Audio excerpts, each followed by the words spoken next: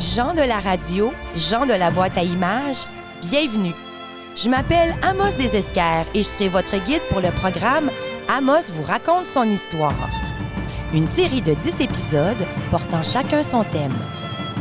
Je vais vous raconter des histoires sur les gens, les bâtisses, les débuts de notre village et les grands événements qui en ont fait une ville unique en plein cœur de la forêt boréale. Ouvrez grand vos oreilles puis montez le son.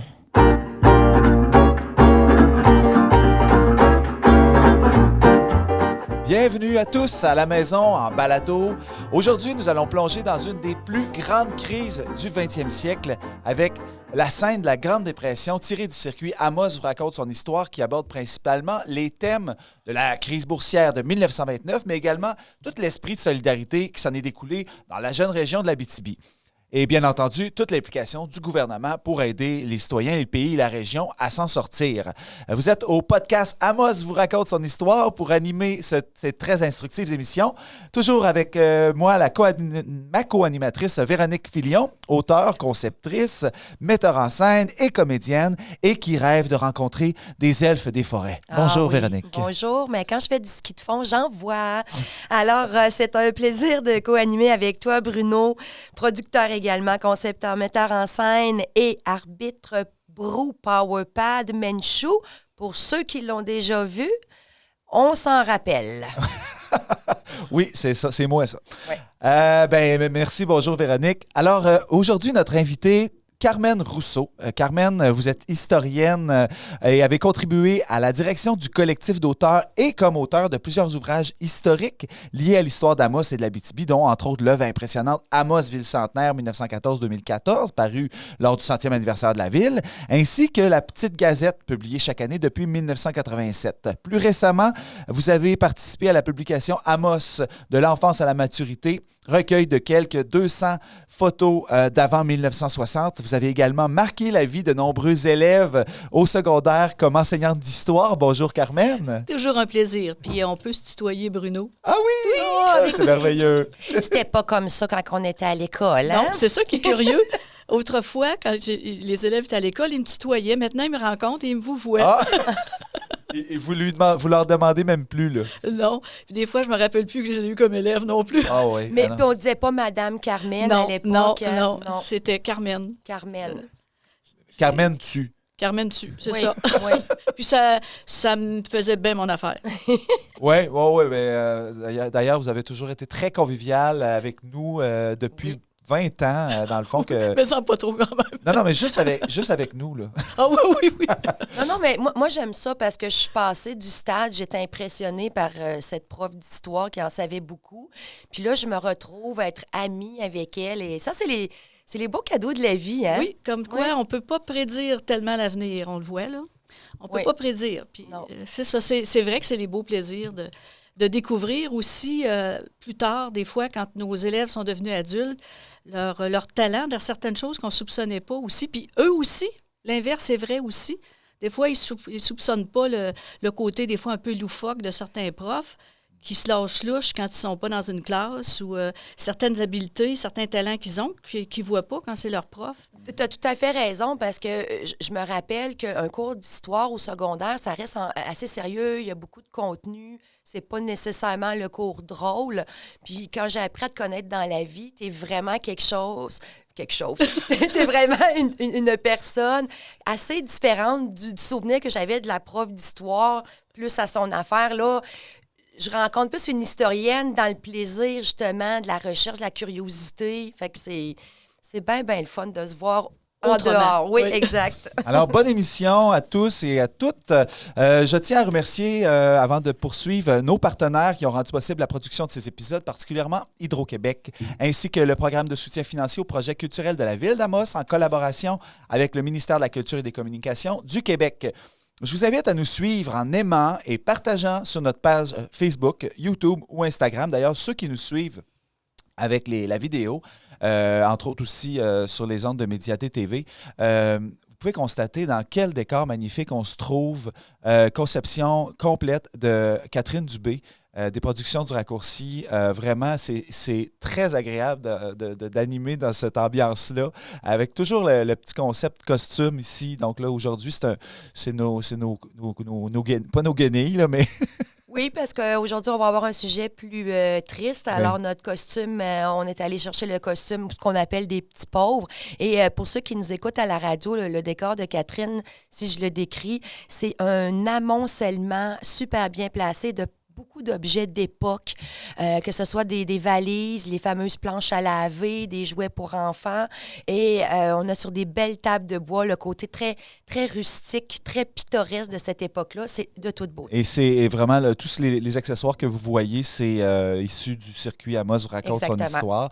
Et donc, pour ceux qui nous suivent en balado sur Spotify, Balado Québec et sur l'application Balado d'Apple. Vous pouvez voter aussi pour nous mettre des petites étoiles sur notre émission. Sinon, je vous rappelle que vous pouvez écouter tous nos épisodes sur le site Internet directement sur productionduraccourci.com.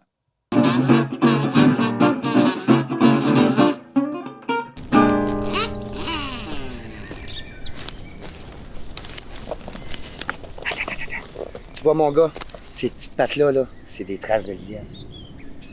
Ceux-là, là, c'est des traces de renard. Ceux-là...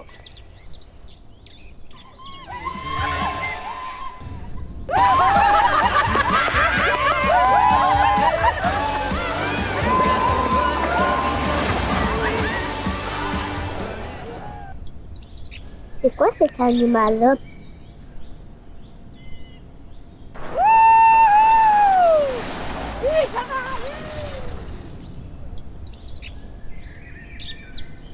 Là, mon gars, il était vraiment comme ça dans le milieu de la rue, puis là, il y avait personne, puis ici, il était pas capable de s'organiser.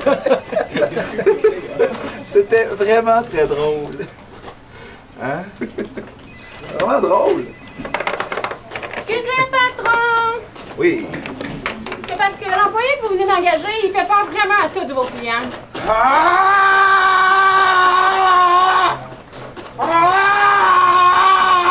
C'est parce qu'on a des machines qui font 100 copies minute, capitaine. C'est monsieur, capitaine! En tout cas, lui, au moins, il travaille. C'est pas comme d'autres. C'est parce que je t'en pose, moi, là?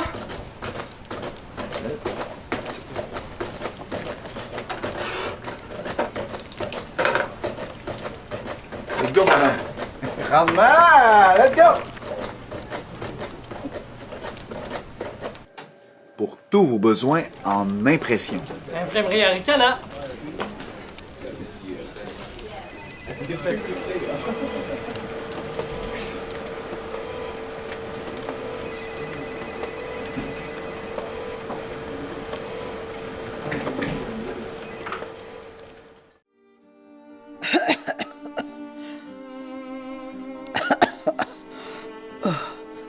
Marie-Ange, tu vas hériter de mon alliance.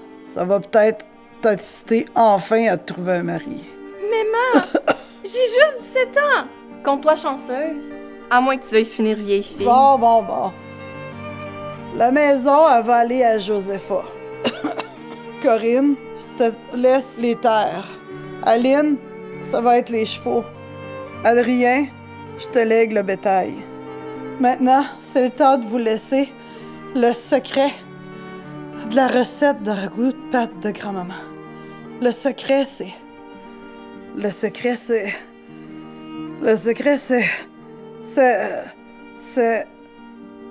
non, fais pas ça.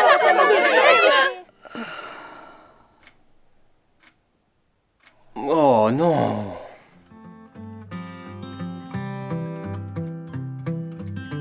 C'est comme ça que la recette familiale de ragoût de pâte s'est éteinte.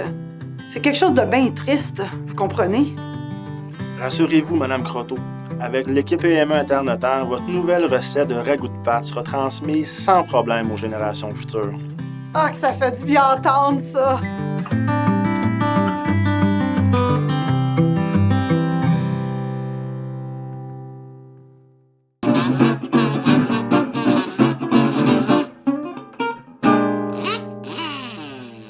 Le crash boursier survient le jeudi 24 octobre 1929, date qui sera surnommée le jeudi noire.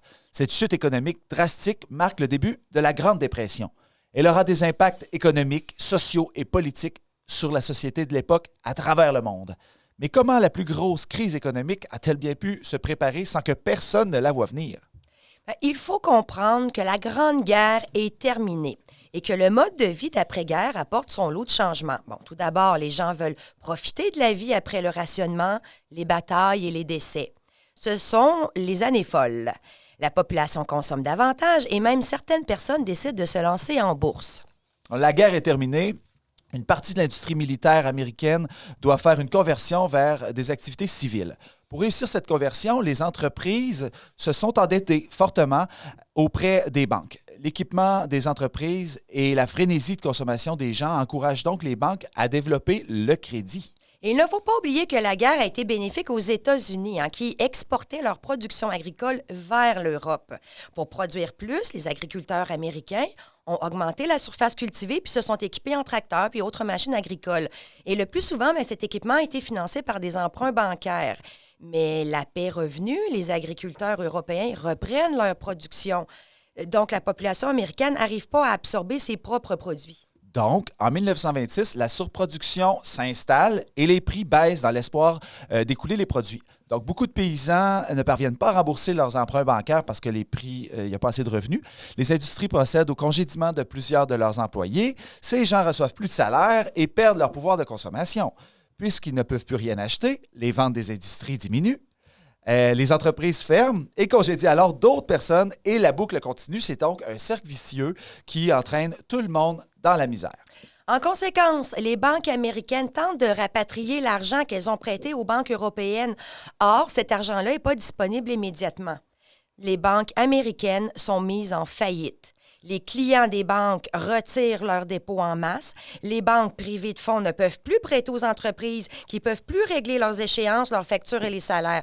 La crise bancaire américaine est donc exportée jusqu'en Europe. Là, tout le monde capote. Les pays jouent alors chacun pour soi. Donc, certains dévaluent la monnaie en espérant de rendre leurs produits plus faciles à acheter pour les étrangers. D'autres ferment leurs frontières aux produits étrangers. Certains pratiquent le dumping en vendant à perte leurs produits. Dans certains pays, on détruit même les produits pour tenter de maintenir la valeur du cours de marché. Genre, au Brésil, on brûle du café dans les locomotives à vapeur des chemins de fer. Donc, le commerce international est complètement paralysé. Et même si le crash boursier se déroule aux États-Unis, celui-ci a un impact direct sur l'économie canadienne parce que les Américains sont nos voisins et ils ne demandent presque plus de produits canadiens en raison de leur crise. Alors, nos industries canadiennes vont connaître la même chute que celle des États-Unis. Dans ces circonstances, le gouvernement canadien et ceux des différentes provinces adoptent une approche interventionniste pour tenter de sortir l'économie et la société canadienne de la crise. Des millions de chômeurs errent dans les villes, la pauvreté est partout, les ressources sont inexistantes. La crise de Wall Street, la Grande Dépression, la crise des années 30, ce sont tous des noms pour nommer cette sombre époque. Donc, dans le circuit historique, il y a une scène qui traite de cette réalité parce que ça a eu des impacts en Abitibi. Oui, tout à fait. Je trouvais très important de montrer comment, dans une région de colonie très éloignée géographiquement, on fait quand même partie d'un tout global. La destinée de l'Abitibi dépend de plusieurs ficelles, disons. On est tous reliés les uns aux autres et la crise n'a pas été vécue de la même façon non plus. Par exemple, les hommes font partie du monde du travail. Les femmes, elles, vont devoir s'occuper de la misère. Et puis, il y a les enfants qui grandissent beaucoup trop vite à travers tout ça. Donc, avec cette crise mondiale, les pays proposent différentes mesures pour aider. Donc, des sommes importantes sont investies, sont mises dans la collectivité, donc des deux paliers de gouvernement. Et afin d'éviter des émeutes aussi, la violence, le gouvernement propose aussi différentes solutions parce que vraiment, là, ça allait vraiment pas bien. Oui. Les chômeurs sont invités, en fait, à faire différents travaux de construction de routes, des ponts, afin de gagner un petit salaire versé par le gouvernement. Donc, les deux paliers ont dû déployer des grands projets de construction, des entretiens, des réparations de routes, n'importe quoi. Et donc, avec le petit salaire, ces pères de famille-là pouvaient acheter des produits, payer des services, ce qui permet un petit peu de relancer l'économie à petite échelle. Donc, dans la scène de la crise que vous avez peut-être vue ou que vous allez entendre au cours de l'épisode, donc, les solutions sont apportées par le maire de la ville, entre autres, qui fait de la politique à différents paliers du gouvernement. Qui est aussi un des paliers du gouvernement, mais au niveau municipal. Exactement. Donc, aussi, on propose, avec ces investissements, des travaux publics. Donc, à Amos, en 1929, peut-être 1929-1930, quel genre de travaux qu'on pouvait effectuer pour soutenir les chômeurs? Il n'y a pas de travaux publics là, d'envergure comme ce qu'on voit dans les grandes villes, parce que les travaux publics vont surtout toucher les grandes villes. Comme tu dis, là, ça va être des constructions d'autoroutes, des constructions de ponts, des barrages. On l'a vu aux États-Unis, c'était la construction de barrages hydroélectriques, parce que les Américains ont été parmi les premiers à lancer là, ce qui est connu sous le nom de New Deal, que Roosevelt a lancé. Donc, dépendant des pays, dépendant des besoins, des places et des aéroports, il y a toutes sortes de choses.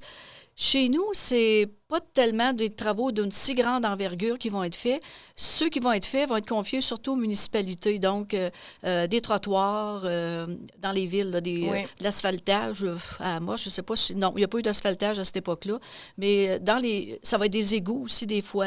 Bon, ça, c'est dans les villes, puis dans les petites villes, chez nous, c'est surtout ce genre de travaux-là. Donc, qui vont on être n'a faits. pas un monument à Amos qui est comme représentatif de cette poussée de construction. Peut-être nos trottoirs actuels. Oui, on pourrait dire que ça date de la Certains Grande trottoirs. Dépression. Oui, certains. Non, c'est des blagues, monsieur le maire. N'exagérons rien. Mais il y a eu, c'est ça, ce genre de petits travaux, disons que c'était quand même des travaux qui avaient une certaine envergure et une utilité. Hein, c'était jamais des travaux faits là, juste pour passer le temps. Oui. C'était des travaux qui étaient destinés à ça. Nous autres, ce qui nous a plus touchés, c'est les secours directs. Donc, éventuellement, dont on va parler. Oui, bien certain qu'on va en parler. Mais dans le fond, en plus, ce qui est fou, c'est que l'argent qui est investi, le gouvernement n'en avait pas tant plus que ça. Donc, les ouvriers étaient payés vraiment salaire en bas du salaire minimum. Là. Il y a quand même une base de salaire. Justement parce qu'ils sont conscients qu'il faut que, si tu veux que l'économie reprenne, il faut quand même que les gens aient pas un salaire extravagant, mais quand même un salaire de base qui permette au moins d'acheter le nécessaire. Il y a le beurre et la farine. Oui. Il y a les taux dont je ne me rappelle pas, là, mais on ne peut pas faire travailler le monde dans des programmes de travaux publics à n'importe quel salaire, se battre qui c'est qui va être payé le moins cher. Là. Il y a un salaire de base. Est-ce que c'est de là que l'expression « cheap labor » est survenue ou c'est avant? Parce qu'il y a eu toute après. Ou après aussi. Mais le cheap labor existait bien avant. Là, on n'a qu'à penser au 19e siècle les draveurs, les bûcherons. Oui, et puis même avant les coureurs des bois, là, puis les voyageurs qui s'en allaient avec leur canot pour aller chercher les fourrures, ils n'étaient pas payés à des salaires extravagants. Là. Ils n'étaient pas payés à l'heure. Ça s'appelait pas comme ça dans le temps, mais... Ils étaient payés, eux autres, ils étaient payés au voyage. Oui, c'est ça. Exact. Mais c'est drôle parce que justement, c'est un personnage qui le dit dans la scène, cheap labor, et il se fait répondre, oui, mais pour l'instant, là, c'est ça le mieux. Il vaut toujours mieux avoir une paye de crève-faim que pas d'en avoir pantoute. Bien, justement, au-delà de ça, on parle du secours direct. Donc, comment on peut définir ça, le secours direct, concrètement? Ouais. Bien, le nom le dit, hein? C'est du secours direct. Donc, et ça couvrait des besoins de base. Et c'est assuré, c'est tripartite. Les fonds sont tripartites. Il en vient du fédéral, du provincial et du municipal. Normalement, au début, c'était un tiers, mais beaucoup de municipalités n'ont pas les moyens finalement de payer. Donc, souvent, c'était 40, 40, 20. Et là, il y a c'est des biens de première nécessité qui peuvent être payés par le secours direct. Donc, le logement, la nourriture, le chauffage, les vêtements. Et il y a des listes. Les gens ne peuvent pas dépasser certaines choses et ça doit être acheté au moindre coût possible. Les gens qui achètent ces biens-là, ça passe par les municipalités engagent des gens qui vont vérifier pour voir que les listes que les gens achètent correspondent bien, qui ont droit d'acheter ces choses-là. Par exemple, tu ne peux pas acheter du raisin. C'est un bien non essentiel. Ouais. Donc, le savon, c'est telle marque. C'est vraiment réglementé. Et là, les gens doivent donc donner ça à la municipalité qui, elle, va envoyer son compte, si on veut, au gouvernement. Donc là, c'est un peu complexe comme mode de gestion parce que des fois, le gouvernement refuse certains prix. Donc là, il y a des négociations. Des fois, ça prend 1 mois, 2 mois, 3 mois avant que la municipalité soit repayée. Puis des fois, les municipalités, c'est le cas, entre autres, à moi, je l'ai vu dans les documents de la ville, la personne qui représente la ville dit, bien écoutez, c'est parce que nous autres, on est en région éloignée. Il y a des produits qu'on ne peut pas avoir moins cher que ça. Donc, il va falloir que vous le payiez. Donc, c'est difficile de suivre cette comptabilité-là à cause de ça, parce qu'il y a des retards de paiement, des discussions qui se font, des choses qui sont refusées.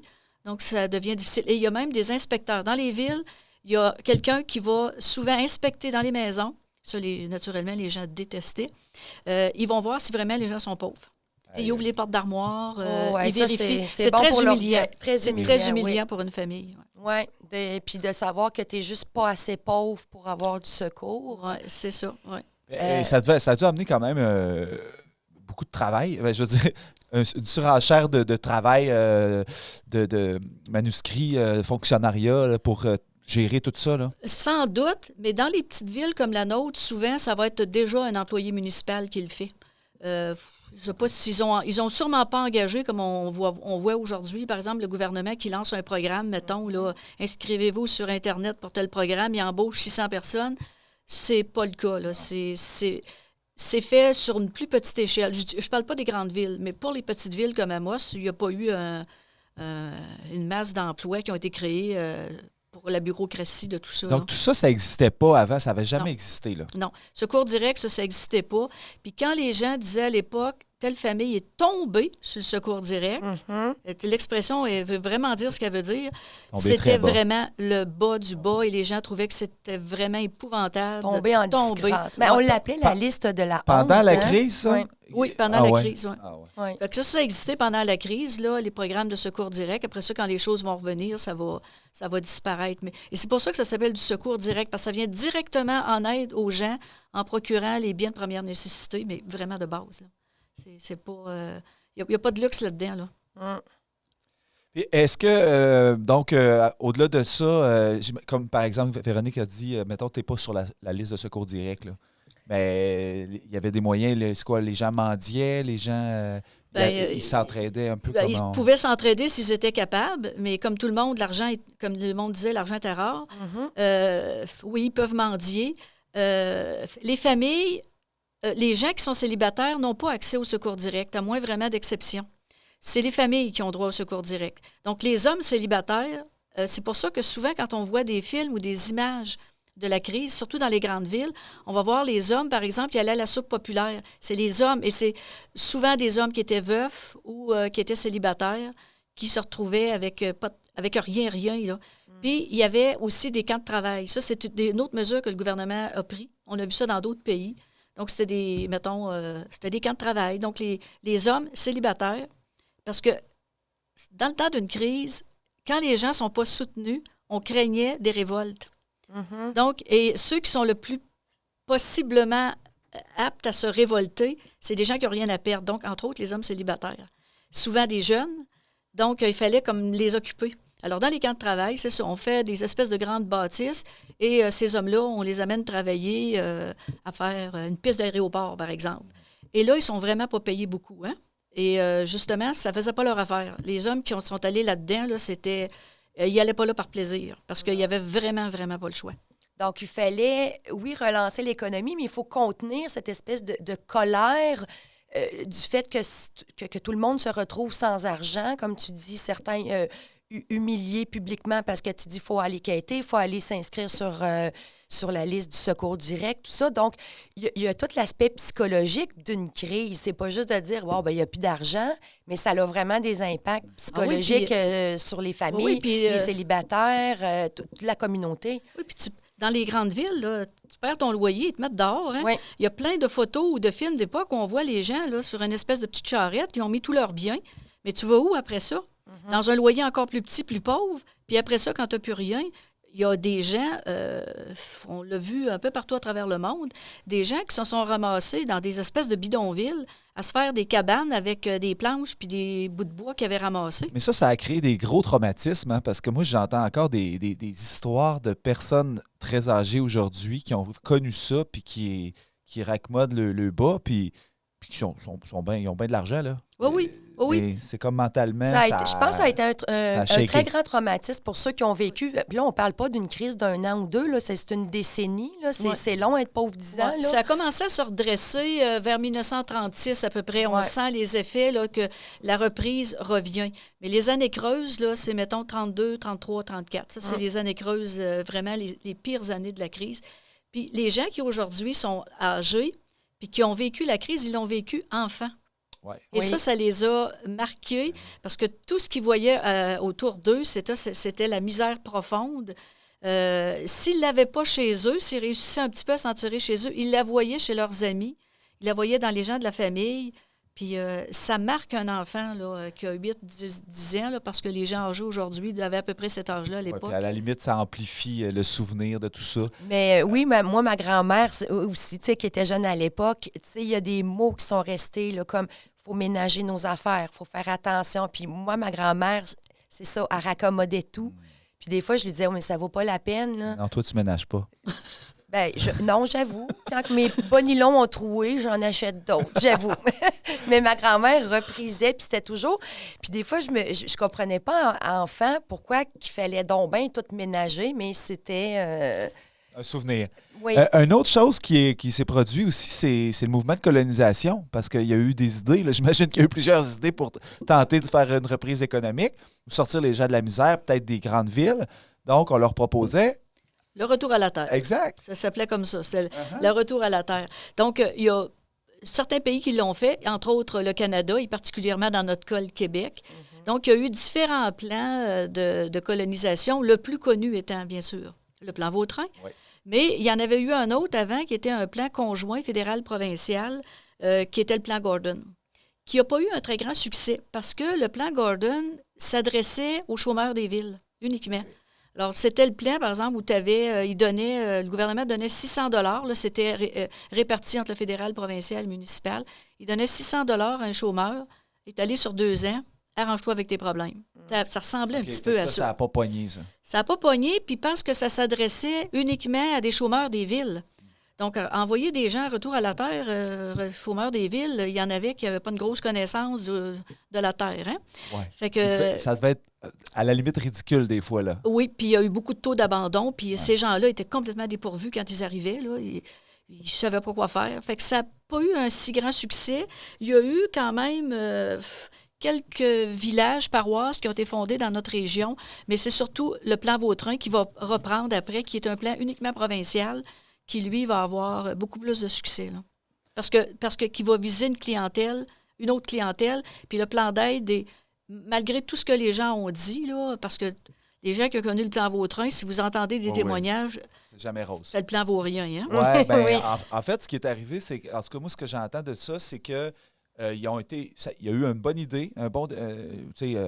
défricher, puis se faire une terre et tout ça. La terre était difficile à cultiver, mais en plus... Quelques années plus tard, c'est comme si le plan avait été abandonné, là, puis après ça, ils se sont laissés à eux-mêmes. Fait qu'à un moment donné, il faut que tu soutiennes ça, un plan de colonisation. Ouais, c'est parce que le plan, c'est ça, il a été appliqué, il a été voté en octobre 1934, mais il est en application en juin 1935. Puis il se termine en 1937.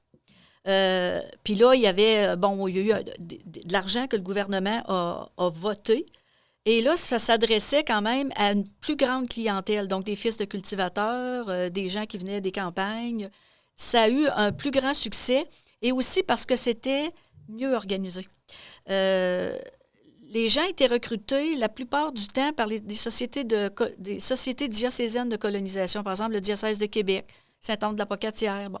Et eux, ils veillaient au recrutement. Donc, quand tu étais recruté comme colon, s'ils étaient le moindrement sérieux, la société de colonisation, ça faisait bien son travail. Elle recrutait des gens qui avaient des chances quand même de passer à travers. Okay. Donc, ça a eu un plus grand succès. Et c'était structuré dans le sens qu'il y avait des plans pour les maisons, les maisons de colons. Là. Pour les aider. Là, pour les aider. Il y avait une subvention pour construire, mais tu devais respecter le plan que le gouvernement te donnait. Donc, les châssis devaient être à telle place, puis la maison devait mesurer telle et telle dimension.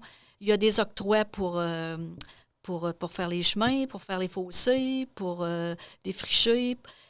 Le problème qu'il y a, c'est que l'argent n'arrive pas toujours au moment où les gens en ont vraiment besoin. Tu sais, quand tu attends 6 mois avant que l'argent rentre, et naturellement, ce n'est pas des sommes astronomiques. Puis, comme tu dis, le problème aussi, c'est que le suivi de ça. Et puis, les gens qui arrivent du Sud, nous ici, les terres sont argileuses. Donc, tu n'as pas le même mode de culture. Il faut que tu t'adaptes.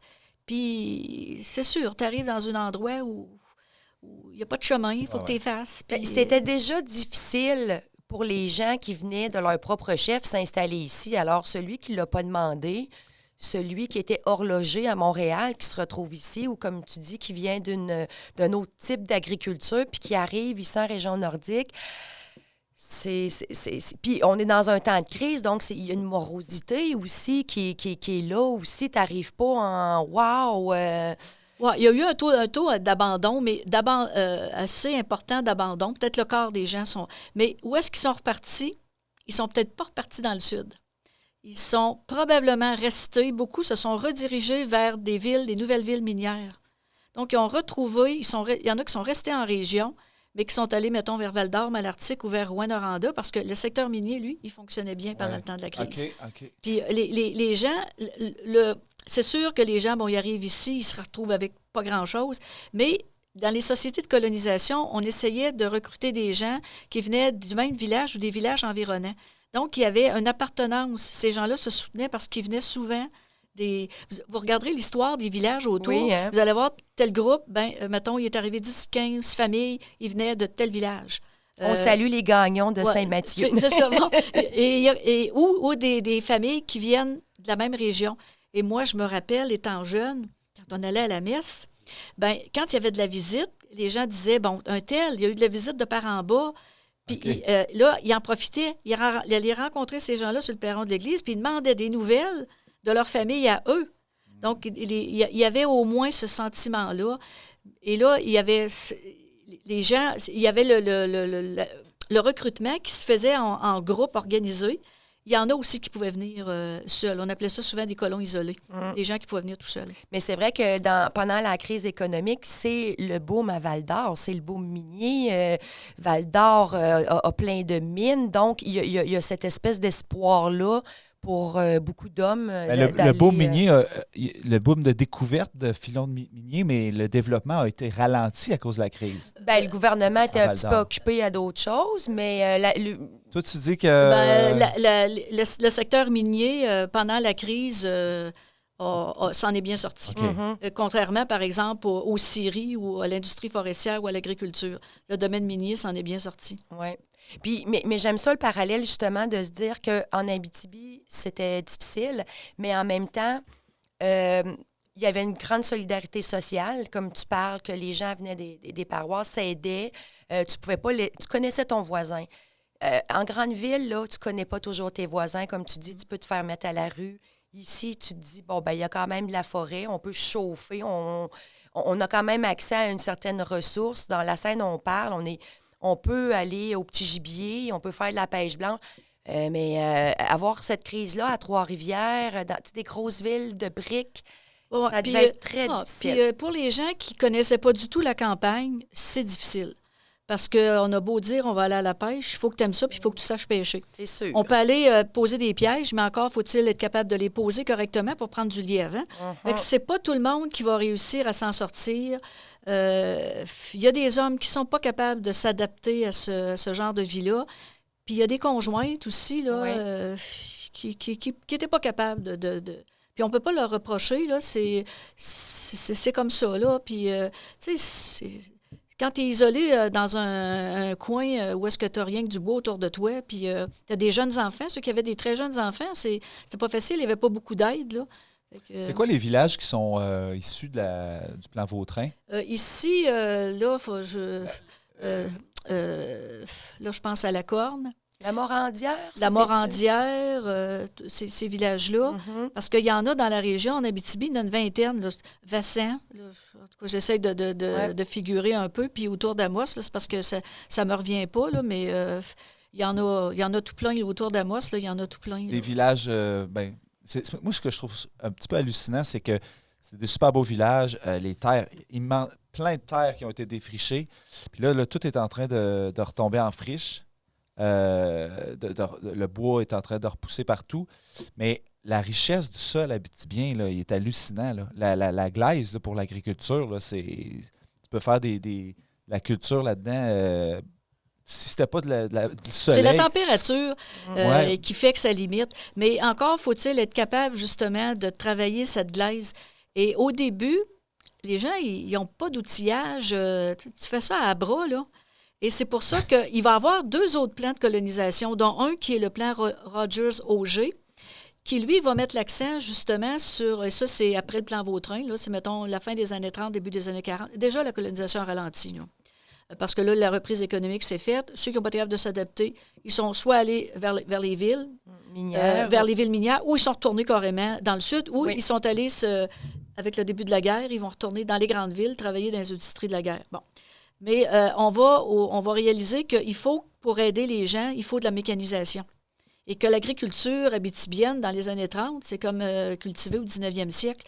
Donc, le gouvernement là, va, par exemple, investir pour acheter des gros tracteurs ou des grosses machineries pour aider à essoucher. Puis là, ben, il s'agissait que d'attendre le tracteur du gouvernement. Oui, c'est ça. Puis il faut se rappeler à l'époque là, que c'est encore le train là, qui amène les choses, puis c'est encore très long. Donc, tantôt, tu parlais de petites factures, de se faire rembourser. Tout ça se fait justement... il n'y a pas de mode de communication directe. Là. C'est tout le temps long, avoir une réponse, avoir un retour de courrier. Donc, c'est déjà pas des conditions faciles. Mais n'oubliez pas qu'à la fin des années 30, la route, quand même, pour aller à Montréal est construite. Là. OK. La route, mettons, qui relie dans ces eaux-là. Ouais. Là. C'est sûr que la première fois qu'ils l'ont construit, bien, l'année d'après... Elle devait être chaoteuse un peu. Oui, puis il a fallu qu'ils reprennent certains croches. Hein.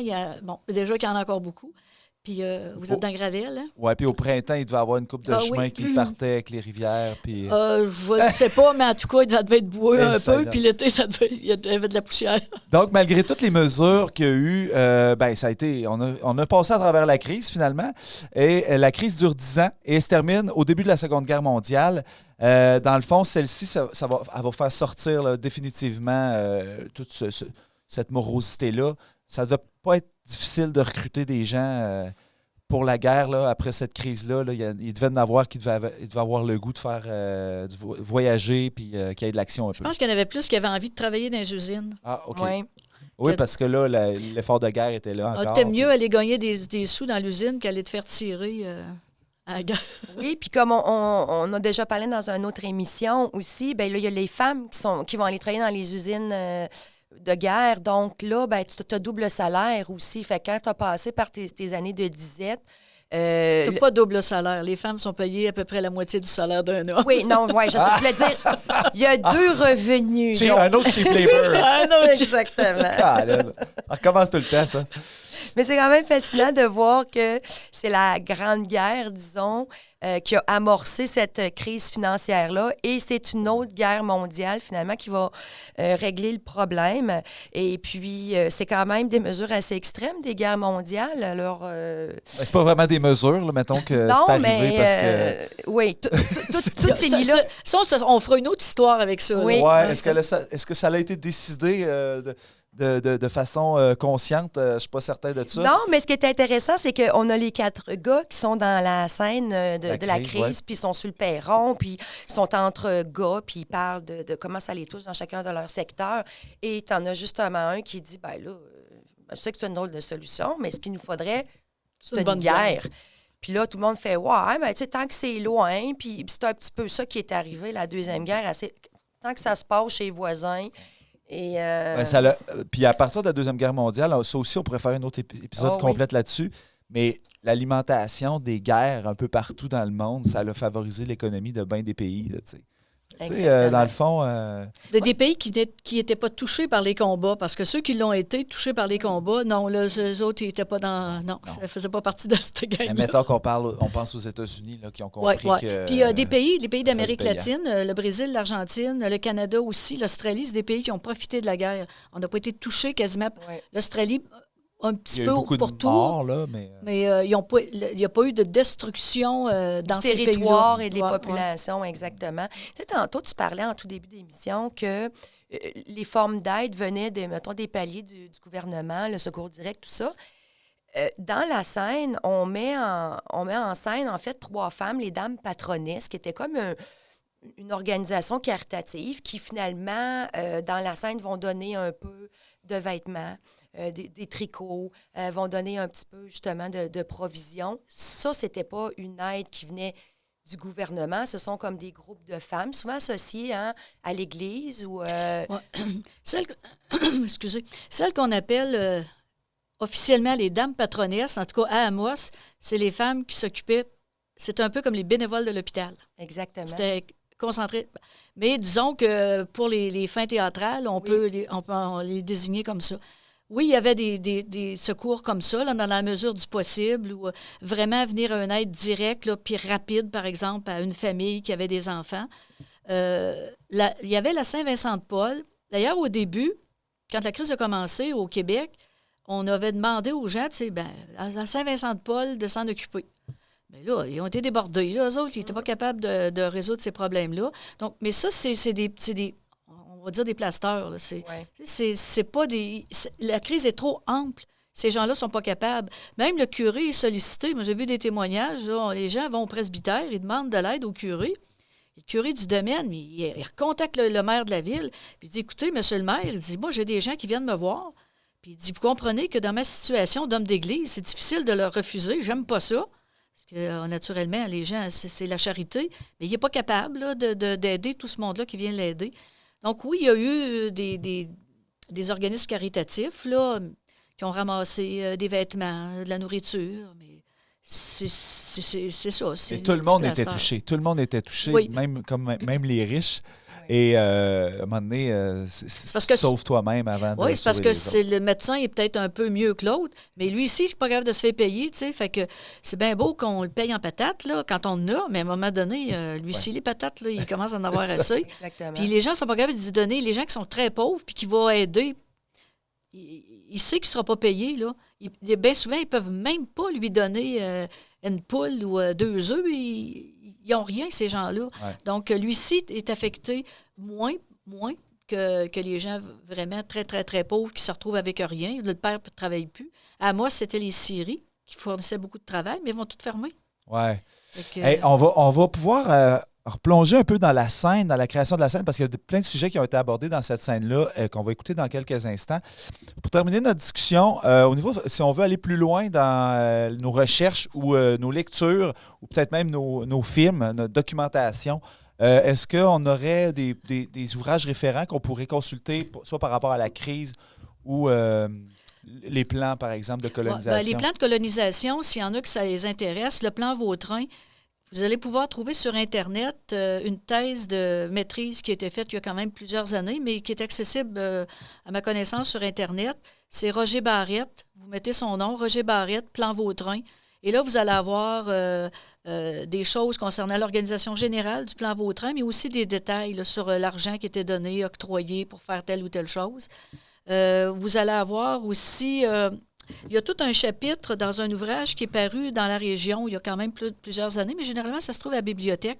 Ça s'appelle l'histoire de l'Abitibi-Témiscamingue. C'est une grosse brique, mais qui fait toute l'histoire. Mais dedans, il y a un chapitre consacré au plan de colonisation. C'était fait par l'Institut québécois de la recherche ça s'appelle l'histoire de l'Abitibi-Témiscamingue. Donc, ça pourra vous donner une idée. Puis aussi, c'est un livre de base là, pour des débuts de l'histoire de l'Abitibi-Témiscamingue jusque dans les années 90. Là. Ce qui est intéressant avec les années de la crise, c'est que les caméras, le cinéma existaient. Oui. Donc, si on va sur Internet, même sur YouTube, Camp de répression, Soupe populaire, Wall Street crise, il y a plein d'extraits, de documentaires qui ont été faits, des extraits qu'on montrait peut-être aux nouvelles, mais c'était pour un peu informer les gens. Fait qu'on a vraiment du visuel de cette époque-là, de cette misère-là. Oui, puis vous avez des sites américains de photos. Il y a des photographes américains dans les années 30 qui ont parcouru les États-Unis. Et il y a des photos absolument... Des photos célèbres. Célèbres, la femme avec ses enfants, là, qui est une femme qui s'en allait cultiver des légumes, là. Puis il y a des où là, c'est prenant. C'est vraiment des photographes très, très bons. Et comme on parle des États-Unis, moi, je suis toujours restée accrochée à un livre américain de John Steinbeck qui s'appelle « Les raisins de la colère ». Et c'est un livre encore accessible, là, en livre de poche facilement, même si c'est un livre qui a été écrit à la fin des années 30. C'est un classique. Steinbeck, c'est un auteur majeur de la littérature mondiale. C'est un prix Nobel de littérature. Pour ceux que son nom ne dit rien, ben, peut-être que Des souris et des hommes, ça vous dit quelque chose. Exactement. Donc, c'est l'auteur aussi des souris et des hommes. Dans Les raisins de la colère, si vous voulez avoir une description de ce que c'était la crise aux États-Unis, puis d'autant plus que ces personnages viennent du centre des États-Unis, de l'Oklahoma. Et là, tout le centre des États-Unis, et c'est aussi le cas du Canada, dans l'Ouest canadien, c'est le Dust Bowl, on traduirait en français par le bol de poussière. Il y a une grande période de sécheresse. La poussière, les terres sont devenues incultivables. Donc, ce que les gens font, ils s'en vont vers l'Ouest, ils s'en vont vers la Californie, mais c'est parce qu'ils ne sont pas tout seuls. Ils se rendent compte qu'ils sont des milliers à vouloir faire ça. On les embauche à des salaires de crève-faim.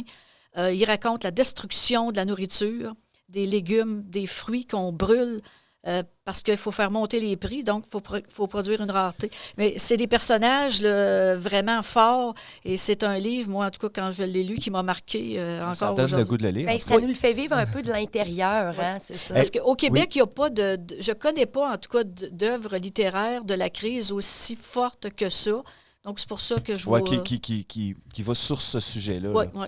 oui. Peut-être plus actuel, en 2015, le film Big Short, La casse du siècle en français, que j'ai écouté 2 fois, moi, dans la dernière année, tellement que c'est bon. Et ça explique vraiment la crise boursière de 2007-2008.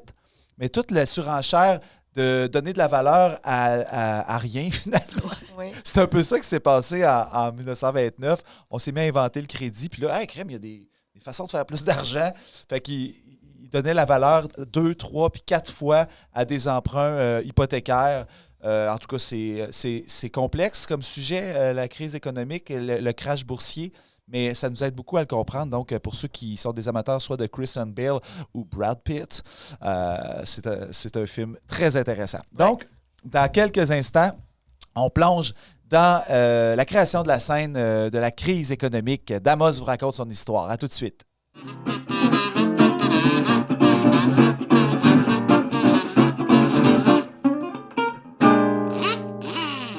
Nous interrompons votre programme pour nos annonces commerciales. Nous tenons à remercier tous nos partenaires qui nous permettent de vous offrir ce programme extraordinaire totalement gratuitement à toutes les semaines.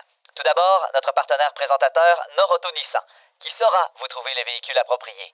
Noroto Nissan, un service de qualité depuis les 40 dernières années.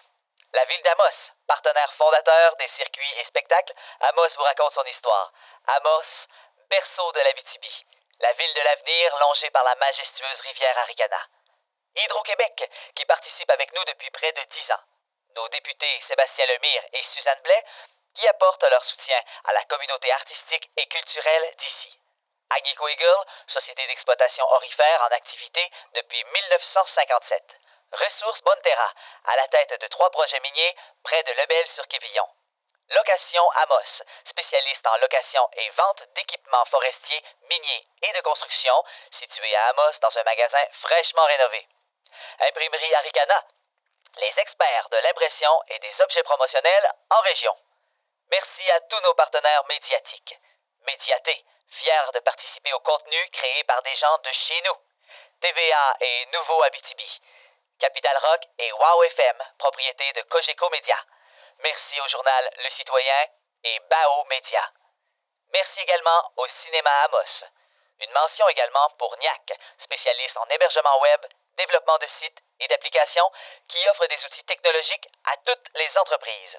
Merci à Protect, au centre du camping d'Amos et la Sarre, PME Inter, Notaire Abitibi, Remorquage Belles-Îles, Raymond Chabot Grant Thornton, Canadian Tire d'Amos, Caroline Proulx, ministre du Tourisme, pour leur participation financière à notre projet.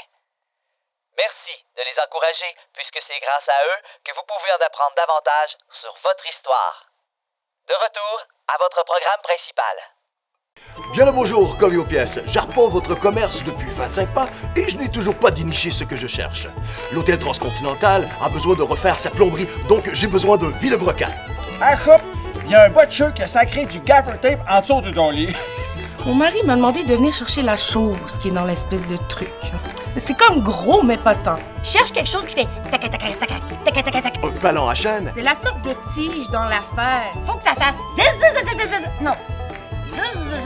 un collier de serrage et une clé à douille. Un chain block, 2 blowers. Assez foncé, mais quand même pas noir. Puis là, plus rien. Un jeu de forêt. Des cyclanes. Un truc mûche. Et un loquet ajustable. Un ratchet, 2 Westcott. Un genre de patente. Lindesh, ibig dagagwede, kichiawiya zuwan. Aucun problème. J'en ai en masse. Chez Location Amos, vous trouvez toujours tout. Peu importe ce que vous demandez ou comment vous le demandez, on l'a.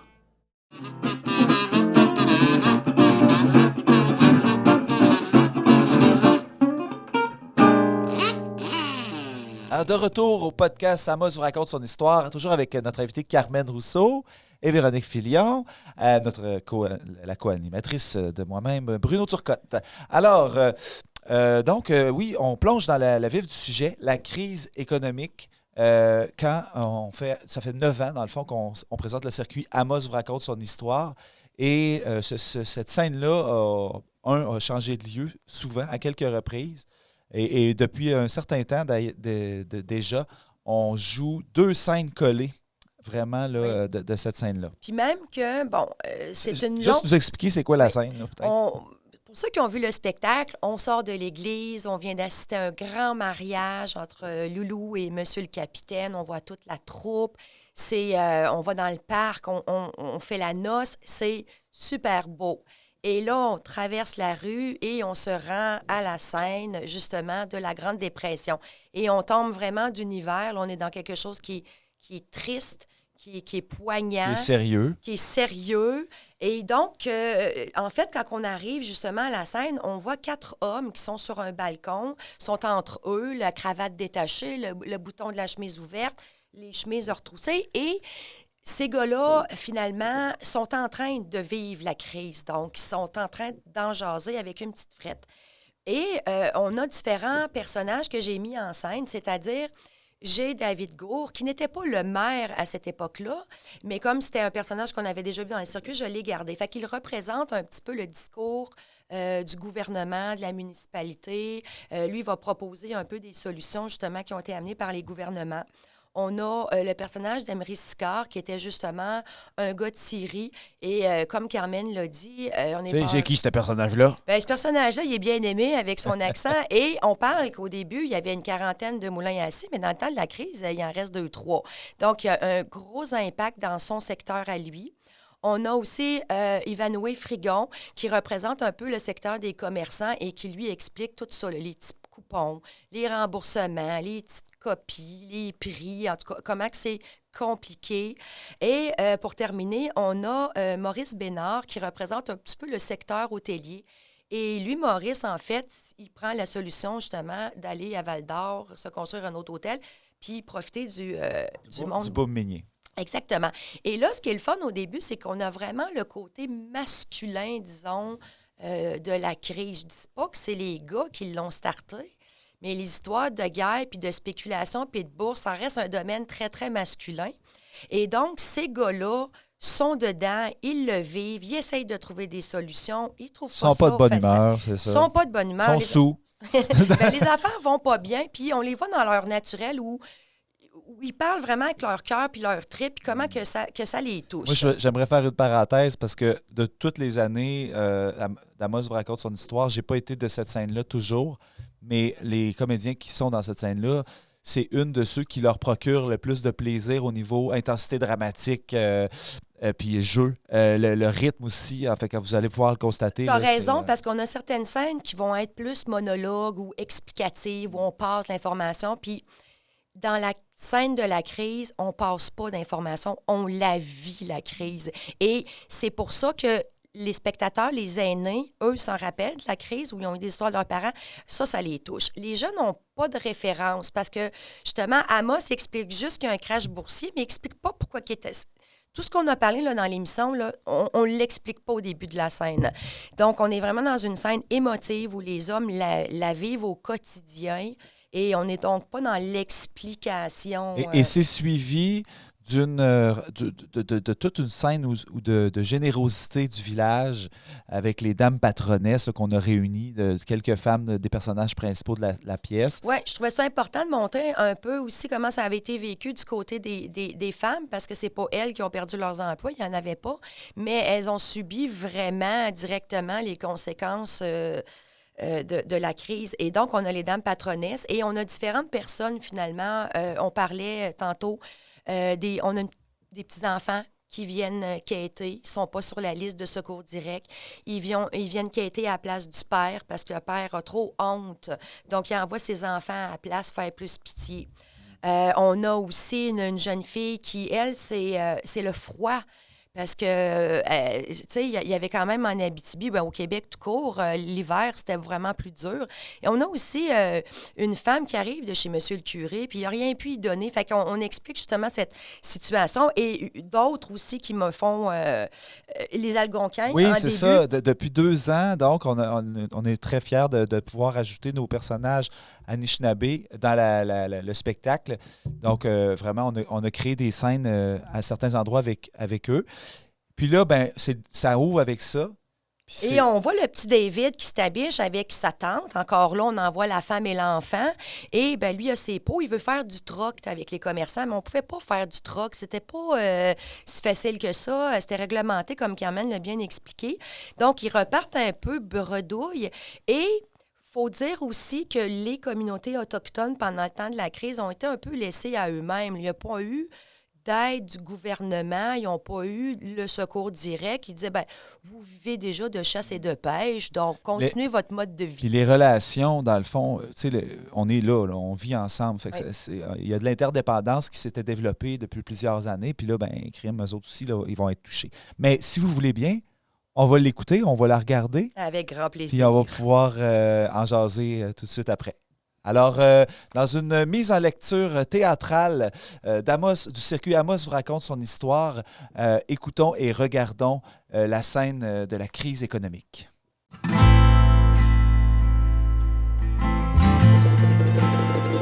Octobre 1929, Wall Street, New York.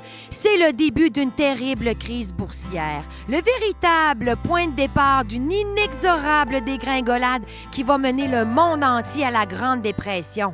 Suite au crash, c'est qu'il y a des milliers de banques qui font faillite et ça va amener des millions d'hommes au chômage. La plus grosse crise économique de tout le 20e siècle va se conclure avec la Seconde Guerre mondiale. Puis le Canada, il échappera pas. Et ça, là, ça va créer de grosses histoires de misère noire. Les Américains. Les Moses de banques américaines qui prêtent aux boursicoteurs sans se retenir puis qui mettent le monde dans la merde avec des prix d'affaires qui n'existent même pas, Sainte-Canis. Le monde achète tout à crédit puis les banquiers ont créé une bulle spéculative. Peu importe c'est la faute à qui, ça change pas le fait qu'il n'y en a plus d'argent en circulation nulle part. Le gouvernement va nous faire accroire à ses passagers, hein? Mais laissez-moi vous dire que les années de misère noire sont là puis pour un sacré bout de temps. Oui, j'ai des belles peaux pour vous, Monsieur Frigon. J'ai même aidé à les trapper. Peux pas. J'ai pas de liquidité, puis qu'est-ce que tu veux que je fasse avec tes fourrures, là? Y a personne qui va les acheter. Là, c'est parce que les postes de traite là, sont toutes fermés. On n'a même plus de place pour vendre nos fourrures. On a besoin d'argent, nous autres ici. Peut-être pour faire crédit? Bon, j'ai décidé de plus faire de crédit au magasin. C'est pas mieux si les commerçants se ramassent nécessiteux. Ça aidera pas personne, Sainte-Canis. On préfère un échange. C'est sûr que si on pouvait faire du troc, ça faciliterait les choses, là, mais le gouvernement l'interdit. Le système est très rigide. Vous devez être inscrit sur la liste de secours pour avoir droit à des coupons d'alimentation. Non, mais c'est-tu pas assez compliqué? Ben non, les petits coupons échangeables. Faut faire 4 copies signées certifiées sous serment que la marchandise vendue des magasins sont au prix courant. Puis là, il faut des factures originales des fournisseurs pour le prouver. Là, le gouvernement met des semaines à rembourser les dépenses pour redonner à ceux qui sont inscrits au secours direct. Hey!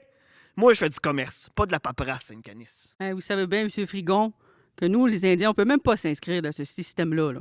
Allez voir l'Agence des affaires indiennes. C'est une affaire du gouvernement, ça. Le gouvernement? Le gouvernement, il construit le chemin de fer sur mon territoire, puis il nous a rien demandé. Puis là, il est en train de bâtir des villages partout, là, puis il nous a rien demandé encore. Puis là, il autorise le pillage des ressources, là. Puis vous nous avez rien demandé, M. Sicard puis les autres, là, si vous pouviez la prendre, la forêt. Puis avec ça, vous allez faire du papier, puis de l'argent. Puis les coupons, mais on n'a même pas le droit de les avoir. Vous avez toujours la chasse. Vous, les sauvages, vous pouvez survivre avec rien dans la forêt. Dans le bois? Encore faut-il qu'il en reste du bois. Vous autres, les Wamitigouji, vous nous prenez ce qu'on a de plus précieux. Notre territoire de chasse. Notre gibier. Puis nous autres, ben, on se tasse un peu plus pour faire sûr qu'on soit pas dans vos jambes. Mais là, on a de la misère à nourrir nos enfants. Ben, nous autres ici, on a des familles pauvres, ces bras, là. C'est une crise mondiale, pas une histoire de savoir sont à qui les plants de bleuets, là. OK, je vais les prendre, vos pots. Tiens, mon garçon, prends ça. C'est pas assez, ça. Ça couvre à peine pour le loup. Oh, parce que tu sais compter, toi. Ben, compte-toi chanceux d'avoir eu quelque chose. Ah, ouais, ça, dada. Qui est, mana? T'as j'ai que chique, maudit. Ou dis que je. Qu'est-ce qu'il dit, là? De rien. Qu'est-ce que vous voulez qu'on fasse? Si le gouvernement fait des lois, là, ben, il faut les suivre. C'est tout, puis pas d'exception. On a des affaires plus importantes à régler que les Indiens, là. En espérant que le programme intensif de colonisation dirigée, ben, ça reparte l'économie, ça. C'est quoi ce programme-là? Le gouvernement du Québec donne des primes d'aide au défrichement. Il donne de l'argent pour le transport puis la maison pour encourager la colonisation. Vous videz les villes des miséreux, t'as peu. Regarde bien qui est admissible. Le gars doit être chômeur sur l'assistance publique, être en bonne santé, courageux, travailleur puis économe. Puis la terre, elle? Ben, il faut qu'il ait une expérience agricole rudimentaire et un physique suffisant pour les travaux de la ferme. Ouais, mais on s'entend-tu que ça prend un peu plus que du rudimentaire pour survivre par ici? Fait que là, t'es en train de me dire que le gouvernement, il recrute des chômeurs qui connaissent rien à l'agriculture, puis ils vont nous envoyer ça ici à pelleter? Le clergé recrute en ville des familles qui ont tout perdu. Si l'Abitibi va périr en ville. Mais le pire, hein, c'est qu'ils doivent leur dorer à pelule dans les villes. Ça fait que quand ils arrivent ici, c'est pas tout à fait ça à quoi ils s'étaient attendus. Ben, c'est du bon monde, Frigon. C'est pas leur faute s'ils ont tout perdu. Je remets pas ça en question. Ben, ça touchera pas ben à Amos de toute façon. Le gouvernement les envoie créer des villages un peu partout en Abitibi. Un peu partout, puis surtout bien loin dans le fond d'un rang. En tout cas, c'est pas d'hier que la religion et la politique, ça mange en même assiette, c'est une canisse. Ouais, mais là, s'il y a plein de nouveaux colons, ils vont vendre le bois coupé sur le lot, puis à court terme, les industries forestières, ils vont repogner du pic. Mais à moyen terme, quand il restera plus l'aide financière du gouvernement, parce que tu peux tenir quoi, 1 an avec ça, ben, il y en a qui pas mal qui vont déserter leur ferme puis qui vont vouloir des jobs dans les chantiers ou dans les mines. Il y a déjà des centaines de chômeurs qui forment des queues dans les rues. À l'entrée des chantiers, ils ont Jack Espérance qu'il y en a un qui se fasse laquer pour prendre sa place. Le gouvernement nous envoie des chômeurs alors qu'on sait même pas quoi faire avec les nôtres. Le monde meurt de faim, les faillites continuent. La série de mon chum Frank Blais est sur le bord de la faillite. Là. Il a mienne et tout, blasphème. Hey, dans le bois, c'est une crise après l'autre. On coupe 3 fois moins de bois qu'au début. Les plus gros moulins à scie sont fermés. La quarantaine de moulins à scie qu'on était au tout début, on n'est plus déjà rendu 2-3. Puis en plus, on n'a même pas assez de wagons pour expédier tout notre bois. Mais là, ni Ottawa ni le CN veulent en construire des nouveaux, hein? Ça sera envoyé la balle. Une histoire sans queue ni tête. Il y a du bois ici qui nous sort par les 2 oreilles, puis ça bloque à cause du transport. Mais avec des attitudes de même, moi, je le sais, puis je suis pas tout seul à le dire, là. Mais ça nuit à la prospérité, puis ça, ben, il y a personne qui veut ça nuire à la prospérité. C'est la même affaire depuis le début, là. Ça coûte trop cher d'envoyer le bois dans le sud. Ça restera toujours un problème, Emery. Ici, on dépend du train pour le commerce. Puis du gouvernement pour le reste. C'est de politique. Il nous disait que la crise forestière des années 20, c'était temporaire, que l'essor allait reprendre, que la prospérité allait revenir, que les fortunes allaient se refaire, parce que la richesse est partout autour. Mais moi, je le sais, puis je suis pas tout seul à le dire, qu'une crise de 10 ans, ben c'est dur sur le portefeuille. Puis là, on en a une mondiale, c'est bras en plus, blasphème! Une crise de cette ampleur-là, ça touche tout le monde, Emery. Personne qui va en sortir indemne, même pas les riches. On s'en sortira pas indemne, mais on va s'en sortir. Le gouvernement va faire construire des routes, des ponts, des édifices pour créer des emplois. Les ouvriers vont avoir 1 pièce par jour, ça va leur faire un peu d'argent. La ville aussi veut faire des projets de construction pour employer des pères de famille. Cheap labor, comme disent les Anglais. Mais pour l'instant, c'est ça le mieux. Ben moi, je vais profiter du boom minier pour me refaire. Je vais construire à Val-d'Or un hôtel comme celui d'Amos. L'or sera toujours une valeur sûre qui ne s'effondrera jamais. La Grande Guerre. C'est ça qui a permis à l'industrie du bois de sortir de la tête de l'eau. Ben moi, je le sais, puis je suis pas tout seul à le dire. Ben ça nous prendrait une autre guerre comme la Grande pour nous sortir de cette crise mondiale-là! Ouais, à la guerre comme à la guerre. La guerre, c'est jamais une solution. La guerre, mais tant que ça reste loin. S'il vous plaît, on a faim, donnez-nous un coupon, on a tellement faim. Encore vous autres? Hey, vous le savez qu'on peut pas donner des coupons comme ça, là. Il y a des règlements. On a faim, on n'a pas mangé depuis 2 jours. Où sont vos parents? Maman est couchée, elle se lève presque plus. Depuis qu'elle a perdu le bébé, elle va pas bien. Puis votre père, lui? Ben, papa essaie de se faire engager. Il part de bonne heure, puis il rentre bien tard, les poches vides. Papa, il fait son possible, Marie-Louise. Il fait pas exprès de rentrer tard sans le sou. En restez ici, les enfants. Les dames patronesses s'en viennent et donnent de la nourriture et du linge. Moi, je suis d'accord avec Victor Hugo qui disait « Vous voulez voir les misérables secourus? Moi, je veux la misère supprimée. » Bon, ben, sur ces belles paroles, les enfants, là, demandez donc au monde ici qui vous donne un petit quelque chose, là, que ce soit pas toujours les mêmes qui payent. S'il vous plaît, on a tellement faim. Des coupons, on a vraiment faim. On veut quelque chose. Vous êtes des petits qui, déjà? Les petits côtés du canton de Figuerie. On n'est pas sur la liste des secours, madame. Pourquoi vous n'êtes pas inscrit au secours direct? Avec votre mère malade puis votre père au chômage, vous y avez droit. Papa est trop fier pour le faire. Il dit qu'il préfère que sa famille crève de faim plutôt que d'être sur la liste. La liste de la honte qu'il appelle ça. Fait qu'il nous envoie qui est à sa place. Tais-toi! On lavera pas le linge sale devant tout le monde. Il fallait que ça vienne aux oreilles de papa. Bon, c'est bon. Apportez ça pour votre mère. Je vais vous donner des galettes. Merci, madame. Mangez pas trop vite, les enfants. Quand on n'est pas habitué, il faut y aller doucement. Merci, madame. Merci, mère. Pauvre petit tout déguenillé puis affamé, je m'habitue pas. La ville a recensé qu'à peu près le quart de la population vit dans la misère. Puis ça, là, c'est valable partout au pays puis aux États. Oh, les demandes de secours sont de plus en plus pressantes. Oh, bonjour, Marie. Qu'est-ce que je peux faire pour toi? Avez-vous besoin de nourriture à la maison? Non, pour la nourriture, on s'en sort avec le gibier puis le poisson, mais le fret, il y a rien pour se protéger de ça. J'ai beau ravauder le linge autant comme autant, c'est usé jusqu'à trame. L'hiver passé, on a mis tout notre linge en pleurs, une par-dessus l'autre, mais on a gelé pareil. La ville a demandé à la compagnie d'électricité de ne pas couper le courant puis l'eau du monde qui paye plus. Ça devrait vous donner un bon coup de main. Il était temps. Vous savez que chez nos voisins, il y a 2 enfants qui sont morts de fret, puis chez nos autres voisins, le père est mort d'une pneumonie. Il laisse sa femme avec ses 9 enfants. Prends des chandails puis des bas de laine, Marie. À l'automne, les dames patronesses vont faire des courtes pointes. Vous viendrez vous griller. J'y manquerai pas, merci. Vous êtes bien bonne. C'est assez effroyable de laisser ces 9 enfants comme ça. Ah tiens! Parlant d'affaires effroyables. Tenez les dames patronesses, j'ai trouvé ça au fond d'un tiroir. Vous pourrez pas dire que je fais pas ma part. Ben, elle aurait pu donner une paire de mitaines au moins. J'ai pour mon dire que la grosse misère entraîne pas mal de débordements. Il y en a qui se rendraient bien bas pour une coupe de scène. Je me suis laissé dire que le bonhomme Durand a fait une proposition not really Catholic au foreman. Il lui a offert son femme pour garder son job. Jésus-Marie! Faut pas juger. C'est pas facile de voir ses enfants mourir de faim sans pouvoir rien faire. C'est sûr, n'empêche. Un enfant de mort, c'est une bouche de moins à nourrir. Of course. Jésus-Marie! Vous allez devenir mère dans pas long, Madame O'Brien. Vous pouvez pas être insensible à ce point-là. Oui, je peux. Believe me. C'est pas de la méchanceté, là. C'est de la sélection naturelle. Oh. Mais voyons donc! C'est pas épouvantable de dire des affaires de même?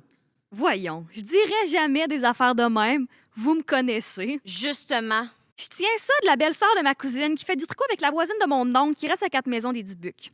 Quand sa cadette est morte de consomption, la bonne femme Dubuc aurait dit ça à Sabru qui connaît la belle-sœur de la cousine de la voisine de mon oncle.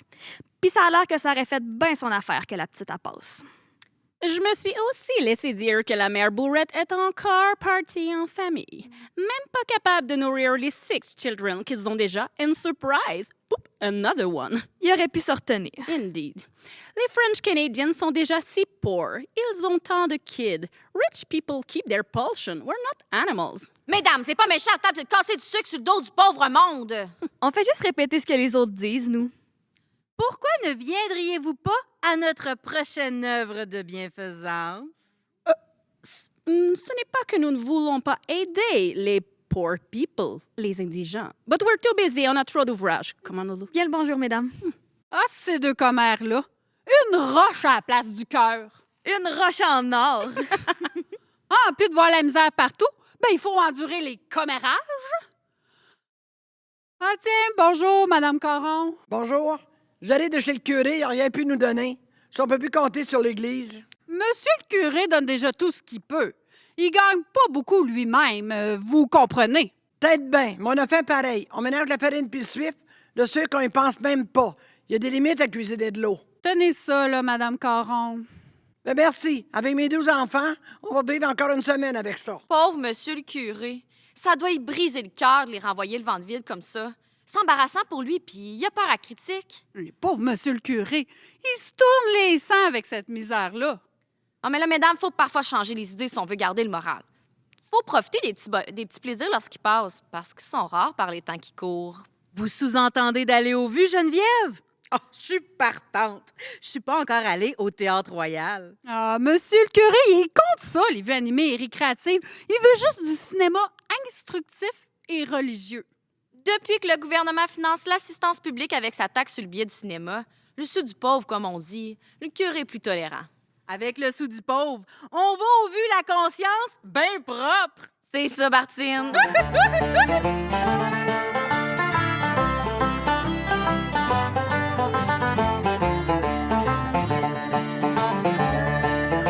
Vous aimez le podcast d'Amos vous raconte son histoire? Visitez nos attraits touristiques d'Amos Arikana, le Vieux Palais d'Amos, la Maison Hector Routier, le Centre d'archives d'Amos, le dispensaire de la Garde à la Corne et de même que le Musée de la Poste et de la boutique de Forge de Saint-Marc. Et ils sont tous ouverts pour vous durant tout l'été. Nous espérons de tout cœur que vous appréciez cette performance enregistrée du podcast. Si vous souhaitez supporter les productions du Raccourci, un organisme sans but lucratif multidisciplinaire artistique de l'Abitibi-Témiscamingue, vous pouvez le faire en faisant un don au lien disponible dans le descriptif du podcast. paypal.me/raccourci. Et on revient, on est de retour au podcast Amos vous raconte son histoire, donc avec Carmen et Véronique. Donc, bravo comédien, merci. Grande performance d'ailleurs. Oui, on a vu fait. beaucoup de monde passer dans cette scène-là. Je suis toujours très fière de cette scène-là. Puis, c'est une scène qui est vraiment bien accueillie. Tantôt, je parlais, il n'y a pas un spectacle. Moi, le petit Amos, il n'est pas impliqué dans cette scène-là. Fait que je suis vraiment dans le public, puis je l'écoute avec les gens, puis j'écoute beaucoup les petits commentaires. Et chez les gens âgés, comme on disait, qui l'ont peut-être connu ou qui se sont fait raconter par leurs parents, il y a toujours quelqu'un qui dit « Ah oui, ça c'est vrai. Ah, je me rappelle. Ah, c'était pas drôle. Ah, qu'on a donc bien mangé ici. Ah, les petits coupons. » Chez les jeunes, il n'y a pas de résonance, mais c'est intéressant qu'ils voient quand même que des fois... parce que ce qui est le fun, c'est qu'on a les petits-enfants qui viennent vraiment dans le public. « Les petits coupons, s'il vous plaît, donnez-nous quelque chose. » Et là, les gens, ils donnent de la vraie monnaie. Puis il y en a qui donnent des bouchons de bouteilles. Puis ça insulte tout le temps les petits comédiens. Ils viennent tout le temps me voir. « Hey, check que c'est que quelqu'un m'a donné. » Puis là, on trouve ça bien drôle. Dans le fond, on a des Mademoiselle O'Brien puis Mademoiselle Boucher dans notre public. Là, oui. Et d'ailleurs, c'est quelque chose de participatif qu'on a toujours voulu mettre de l'avant dans le circuit, que les gens vivent avec nous, le public vit avec nous la scène auquel ils sont en train d'assister. Et c'est le moment, justement, où on a nos dames patronesses qui concluent en disant « On a des galettes à Melasse pour tout le monde. » Et c'est là qu'on en offre au public. Puis, tu sais, comme elles l'ont dit, on connaît ça, les pauvres. Fait que là, le public part à rire. On a été quand même bouleversés pendant plusieurs minutes. Fait que j'aime bien conclure avec le rire. Ouais. Et là, bon, tous les gens vont chercher une galette. Et puis là, ben, le petit Amos qui va toujours un peu les étriver au fait qu'ils m'en ont pas apporté, puis qu'ils partagent pas, puis que je suis en train de mourir de faim dans leur face. Et donc, on rigole avec ça. Petit coup de cœur aussi, on a une dame âgée qui vient à chaque année. Donc, elle le savait, puis elle se préparait pour la scène qu'on appelle entre nous la scène des petits pauvres. Fait qu'elle bourrait ses poches de bonbons puis de chocolat. Ah ouais. Elle arrivait, là, c'était l'Halloween.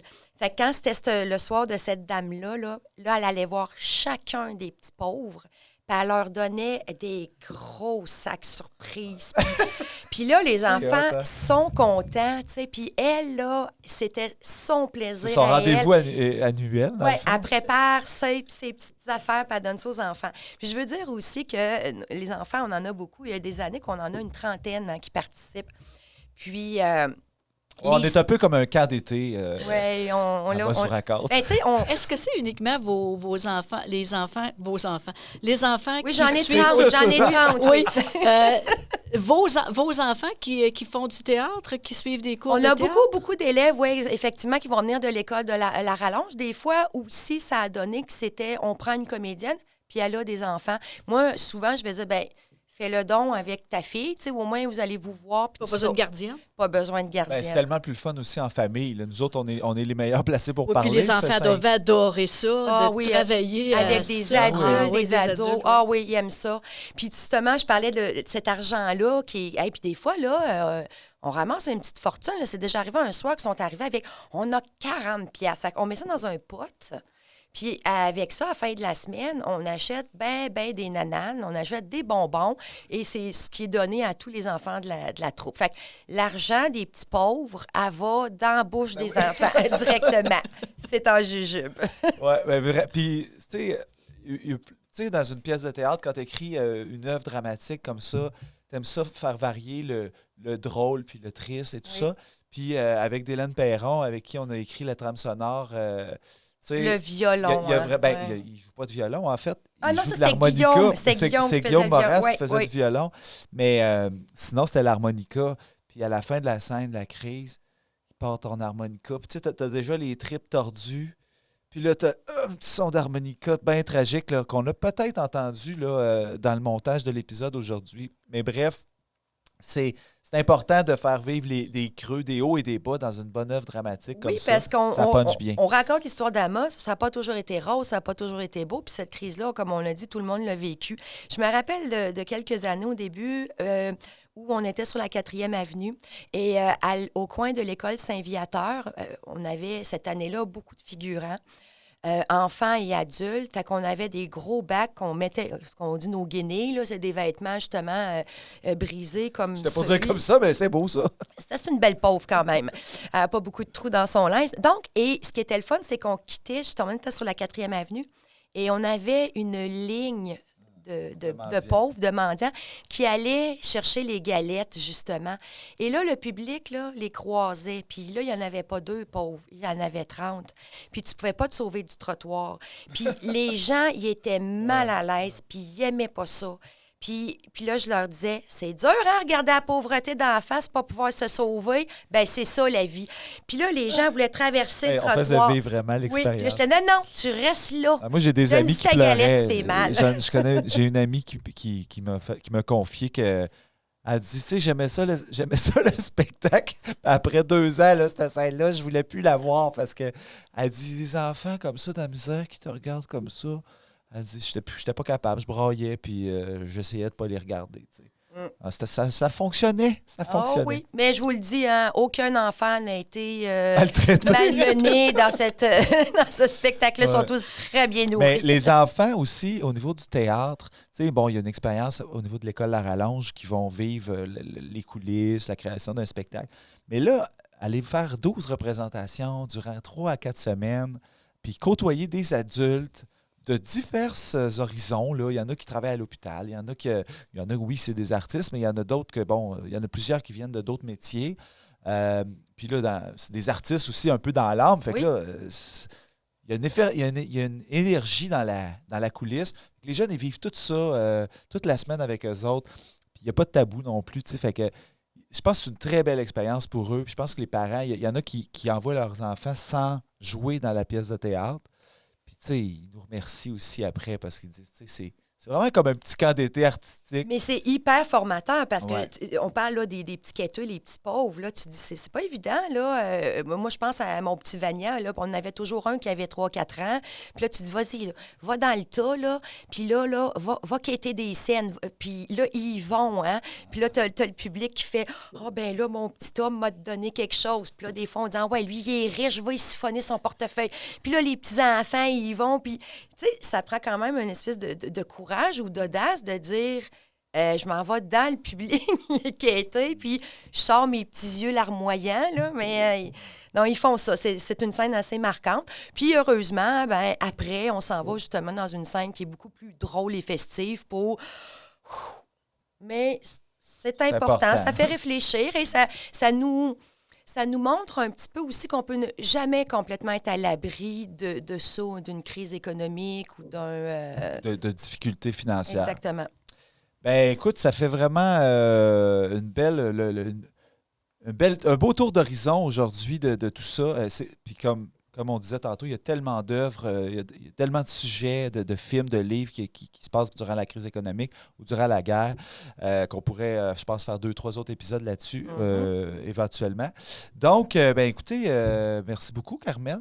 Ça m'a fait plaisir. Moi, j'ai adoré parler de la Grande Dépression. Je suis enthousiaste et de bonne humeur, complètement en opposition avec mon sujet, mais c'était très, très, très le fun. J'ai appris beaucoup de choses.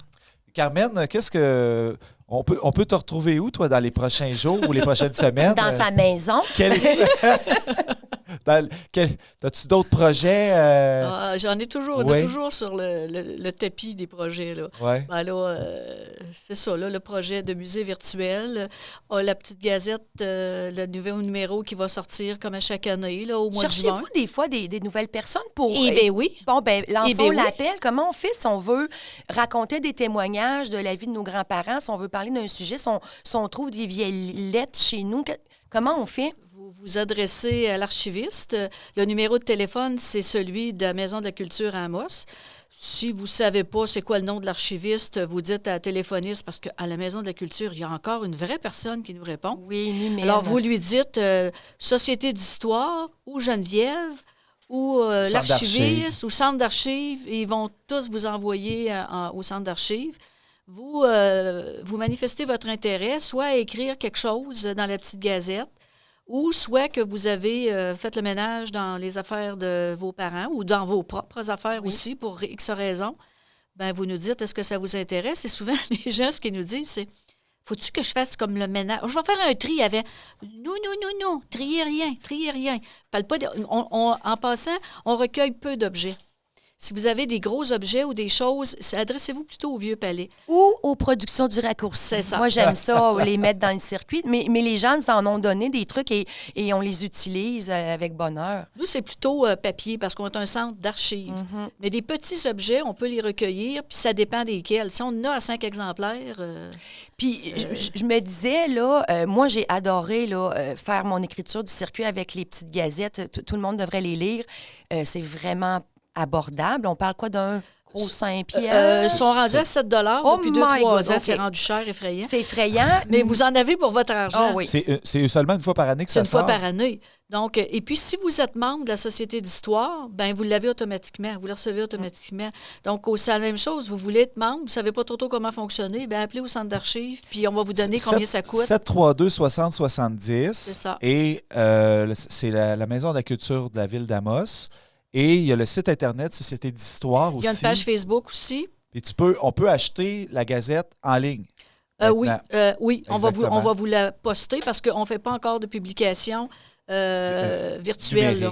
On la fait encore seulement papier. Ça fait plusieurs années qu'on s'interroge sur la virtuelle, mais d'un autre côté, vous comprenez qu'on veut aussi rentrer un peu dans notre argent pour le montage de la petite gazette, pour son impression. C'est le support qu'on peut faire à la Société d'histoire puis au centre d'archives, parce que c'est supporté par des maigres subventions. Puis, par des bénévoles. Par des bénévoles aussi. On ne le dira pas assez, mais c'est la mémoire collective qu'on entretient puis qu'on maintient en vie, dans le fond, de cette façon-là. Bien, c'est important. C'est important de s'en occuper. Et à ce sujet, Carmen, des fois, les gens disent « Ouais, mais... c'est des vieux papiers, ça n'a pas de valeur. » C'est Carmen qui va vous dire ça a de la valeur. Amenez-les. Ça, c'est comme des fois, on dit oui, mais là, je veux une vieille valise brisée ou je veux une affaire. Ça nous intéresse, des paires de gants, des bretelles, mais de la correspondance. Donc, il y a de la valeur dans ce que vous pouvez trouver, vos vieilles affaires, des affaires du quotidien. On ne cherche pas des trucs extraordinaires. Non. Hein? L'histoire avec un grand H, là, ça se fait avec l'histoire avec un petit H et un S au bout. Puis il y a beaucoup de gens qui ont des photos aussi, puis qui nous disent souvent, ouais, mais on ne sait plus c'est qui a là-dessus. Puis apportez-le pareil. On va s'en occuper. On va s'en occuper. C'est parce que des fois, il y a des contextes autour de la photo. Des maisons, des vêtements, et que ça peut servir, peut-être pas des fois à nous autres, mais il y a des fois des gens qui font du cinéma ou qui font des recueils de livres de photos et ils cherchent des exemples, mettons, de maisons ou de toutes sortes de choses. C'est assez surprenant. Ouais. Et ça peut toujours servir. Ne jetez pas. Ne jetez pas allez rendre visite, parce que c'est ouvert en plus. Allez rendre visite. Pas pour le moment. Colin. Ben là, on ne sait pas quand est-ce qu'on va l'écouter. On ne sait pas encore. Là, c'est ça, c'est que ça dépend quand est-ce que vous allez l'écouter. Exactement. Mais pour l'ouverture, suivez l'information, page Facebook, etc. La Mossoie culturelle qui paraît dans le Citoyen. Donc, différents médias. Puis vous serez avisé de l'ouverture, puis des heures d'ouverture aussi. Excellent. Ben, merci beaucoup, Carmen Rousseau. Merci également, Véronique Filion, pour pour cet magnifique épisode. Merci, PowerPad, Bruno Turcotte. C'était Bruno Turcotte à l'animation du podcast Amos vous raconte son histoire. J'aimerais remercier les comédiens individuellement, mais ils sont presque tous, toute la troupe était dans la scène qu'on a écoutée aujourd'hui. Donc, merci aux comédiens. Vous allez pouvoir trouver leur nom dans le générique de l'émission. Laissez vos commentaires sur nos vidéos, sur Facebook, sur YouTube. Notez votre appréciation sur notre balado également. Je vous invite à suivre en aimant, en partageant, en vous abonnant. Et c'est très important pour nous autres parce que c'est un peu notre paye là, virtuelle. C'est comme des applaudissements. C'est ça. Et encore, je vous rappelle que vous pouvez écouter tous nos épisodes de cette série podcast sur le site internet des productions du raccourci.com ou encore sur celui d'amosvouraconte.com. Merci à nos partenaires, particulièrement la Gourmandine, qui nous fournit les galettes depuis 10 ans dans le circuit Amos vous raconte son histoire. Puis ils sont bonnes, puis il y en a qui veulent la recette. Des fois, il y en manque parce qu'il y a trop de spectateurs, fait que les jeunes, ils ne peuvent pas les manger après. Mais c'est pas grave, on aime ça quand il y a beaucoup de spectateurs aussi. Et merci à tous les partenaires de nous soutenir dans nos nombreux projets depuis plusieurs années. Et également à vous, chers spectateurs et auditeurs, car sans vous, cette aventure n'existerait pas. Alors, on vous dit merci, à la prochaine. À la prochaine.